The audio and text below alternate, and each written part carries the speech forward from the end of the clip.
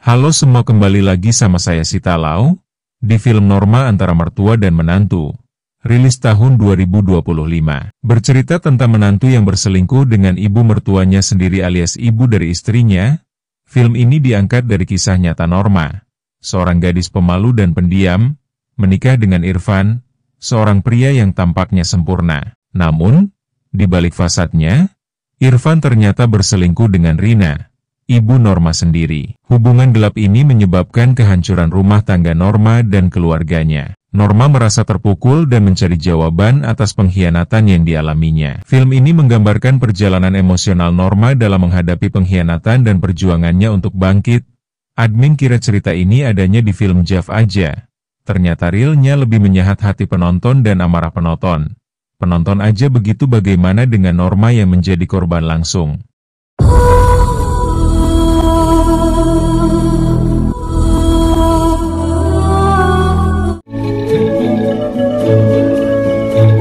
Kisah dimulai Norma adalah seorang guru TK yang penyayang dan juga lembut. Ia hidup bersama ibunya yaitu Ibu Rina yang bersikap dingin dan juga tertutup.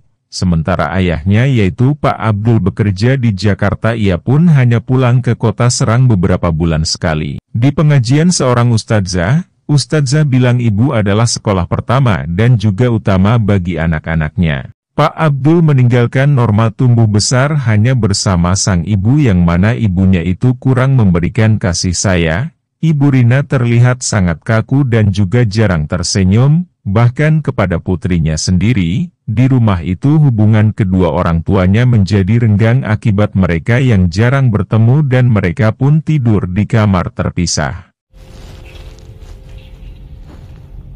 Suatu hari Norma memesan bingkisan untuk murid-muridnya di sebuah minimarket dan kurir yang mengantarnya adalah Irfan, teman SMA-nya, yang kini bekerja sebagai supervisor di minimarket tersebut. Pertemuan mereka membuat keduanya saling bernostalgia dan perlahan tumbuh benih cinta. Saya Norma, A. Norma Semanda? Enggak dulu deh ya, A. Saya permisi dulu. Ayah Norma yang kebetulan bertemu dengan Irfan sewaktu makan bakso sama Norma di pinggir jalan, menilai Irfan adalah pria yang sopan dan juga saleh.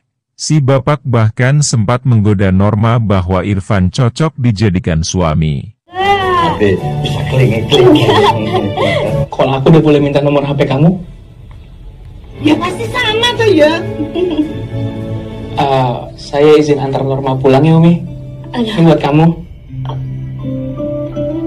Singkat cerita, mereka pun menjalin hubungan, namun Ibu Rina menolak dengan keras kedekatan anaknya dengan laki-laki termasuk Irfan. Norma bahkan sampai harus melawan ibunya untuk memperjuangkan hubungan tersebut. Meski ditolak, Irfan tidak menyerah. Ia berusaha mendekati Ibu Rina. Ia mencoba untuk meluluhkan hatinya supaya mendapatkan restu menikah dengan Norma.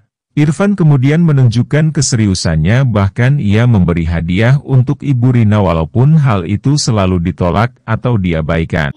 Kamu lagi nunggu ada yang mau sama kamu. Bercanda ya Neng ya? Kamu serius? Ya apalagi apa juga. Akhirnya Irfan dan Norma memutuskan untuk menikah. Mereka pun meminta restu ayahnya yang bekerja di Jakarta, walaupun hal itu tanpa persetujuan sang ibu. Pada akhirnya mereka pun menikah dan si ibu terpaksa merestui mereka. Tersebut dibayar tunai.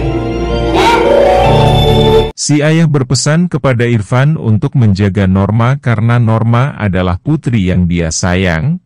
Setelah acara akad selesai, mereka semua mengadakan sesi foto bersama dan adegan ini sangat mirip seperti foto Norma di kisah nyatanya. Setelah menikah, Norma dan Irfan tinggal di rumah milik Ibu Rina dengan kamar mereka yang bersebelahan.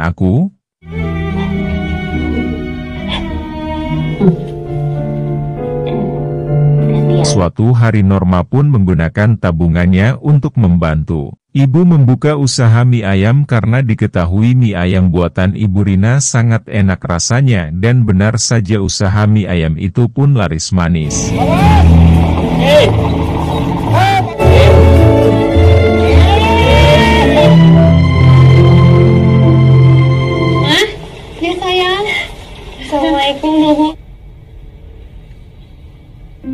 Pada awalnya semua berjalan dengan baik, namun benih konflik mulai muncul saat Irfan mulai tergoda oleh mantan pacarnya yaitu Etni yang mana masih satu tempat kerja dengannya. Norma pun mencium adanya potensi masalah dalam rumah tangganya. Ia memperingatkan Irfan untuk bersikap tegas. Dikarenakan Norma terus curiga, akhirnya Irfan merasa geram. Irfan bilang Norma membesar-besarkan masalah sepele. Cicil pertanyaan gak penting kayak gini. Aku akan selalu salah, pusing tau gak? Hingga akhirnya Irfan merasa capek dan ia pun jadi tidur berpisah dengan Norma, di mana ia tidur di ruang tamu. Dan di saat itu Ibu Rina yaitu mertuanya datang sebagai sosok yang perhatian, dan ternyata ancaman sesungguhnya datang bukan dari Etni tetapi dari dalam rumah sendiri.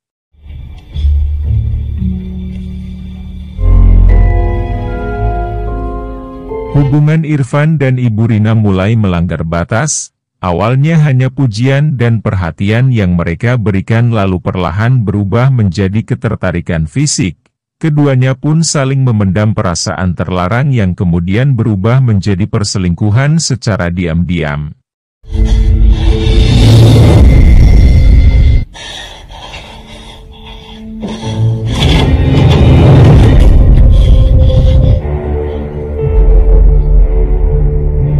Ada jam 2? Masih ada 2 jam lagi kan?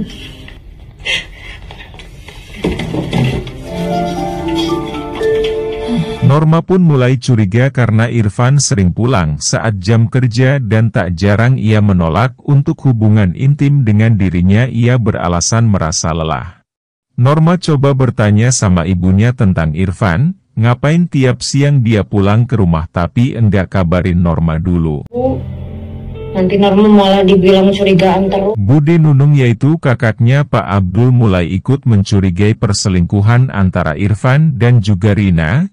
Ia pun kerap mendapati hal-hal ganjil di rumahnya Norma, seperti suara desahan wanita di siang hari. Norma akhirnya mencari kebenaran. Saat itu Norma pun mendatangi Etni, mantannya Irfan.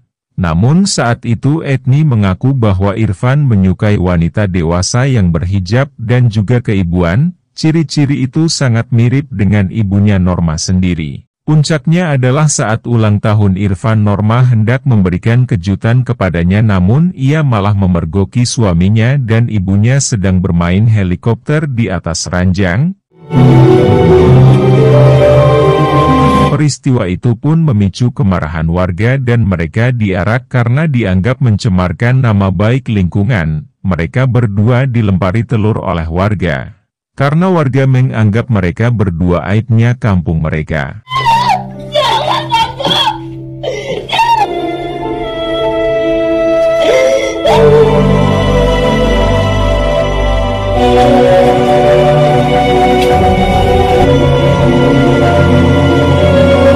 Setelah kejadian itu Norma jatuh sakit karena tekanan batin. Sang ayah segera kembali dari Jakarta untuk mendampingi putrinya. Pada akhirnya Pak Abdul menceraikan istrinya karena ia tak bisa lagi memaafkan pengkhianatan yang telah dilakukan oleh Rina. Kamu itu ibunya Papu, kan? Ada di situ aku sama Abah. Sementara itu Norma membawa kasus ini ke jalur hukum di pengadilan. Irfan memaki Norma tetapi Pak Abdul membela putrinya, lalu Pak Abdul pun mempermalukan Irfan di depan umum. 8 putusan. Sebelum putusan diucapkan, Norma pun minta maaf. Ia terpaksa menjebloskan ibunya ke dalam penjara, namun sang ibu menyebut Norma sebagai anak yang durhaka. Hanya anak durhaka. Ibu Rina kemudian dijatuhi hukuman penjara bersama dengan Irfan. Meski begitu Norma tetap menjenguk ibunya dan ia pun membawakan kebutuhan harian dalam salah satu kunjungan terakhirnya. Norma pun berkata bahwa ia tidak pernah membenci ibunya, ia hanya ingin tahu apa salahnya selama ini. Ibu Rina pun akhirnya mengakui bahwa ia tak pernah bisa menyayangi Norma sepenuhnya karena ia merasa trauma atas pernikahan di usia muda yang dipaksakan oleh keluarganya saat zaman dulu. Artinya dia tidak cinta kepada suaminya dan ia tak menyayangi Norma, anaknya sendiri. Oleh karena itulah ia tergoda kepada Irfan yang merupakan menantunya sendiri. Kemudian cerita ditutup dengan Norma yang memutuskan untuk berdamai dengan masa lalunya. Ia menegaskan satu harapan, jika suatu hari ia menjadi seorang ibu, ia ingin diberi kekuatan untuk menyayangi anaknya sepenuh hati tanpa syarat, tanpa luka yang diwariskan, dan film pun tamat. Ketika suatu hari nanti aku dianugerahi kesempatan menjadi... Dari kisah Norma yang sudah difilmkan, apa hikmah yang bisa kita ambil? Jangan terlalu percaya dengan orang sekalipun itu adalah orang terdekat kita sendiri, karena kebanyakan yang berpotensi menyakiti kita adalah orang yang paling dekat dengan kita. Karena sudah banyak kejadian seperti ini yang bisa kita jadikan pelajaran. Makasih semua, saya Sita Lo pamit dulu. Tunggu di film selanjutnya. Wassalam.